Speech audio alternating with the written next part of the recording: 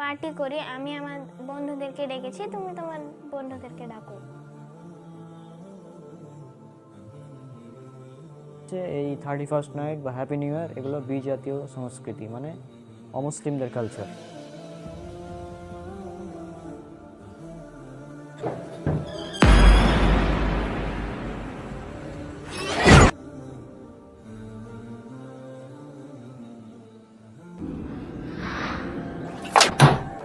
আর বলবে সার্টিফিকেটের কথা বলবে যাবে না।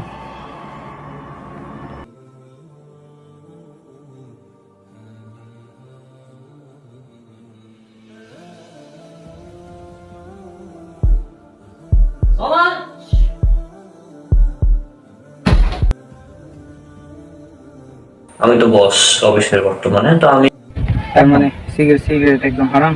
একদম হারাম বন্ধু। আচ্ছা বন্ধু, খাবো না। এমনিতে তো আমি নেশা করি না। ভাই যদি কিছু মনে না করেন তাহলে একটা কথা বলতাম।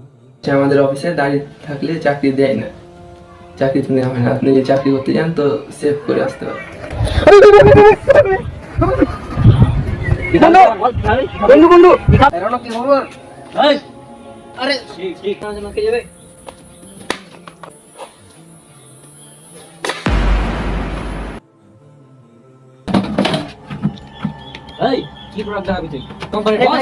তাহলে লেখাপড়া করার কি কোনো প্রয়োজন আছে?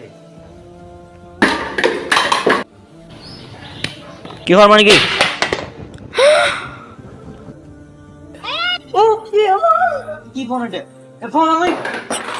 তো চাকরি হয়নি তাই সব সার্টিফিকেট ছিঁড়ে ফেলেছিস।